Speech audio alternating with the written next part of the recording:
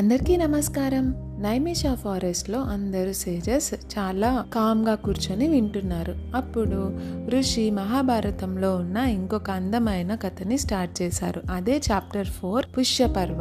ఇది ఒక sincere student గురించి చెప్తుంది. ఆ స్టూడెంట్ పేరు ఉటంక. ఉటంక తన గురువు అంటే చాలా భక్తితో సేవ చేసేవాడు. ఒకరోజు తన భార్య ఒక పవిత్ర రిచువల్ కోసం డివైన్ ఇయర్ రింగ్స్ కావాలని అడిగింది. ఉటంక ఒక నిమిషం కూడా ఆలోచించకుండా నేను తెచ్చిస్తాను అని మాట ఇస్తాడు. అలా తన జర్నీని స్టార్ట్ చేశాడు. కానీ ఆ జర్నీ అంత ఈజీగా కాలేదు.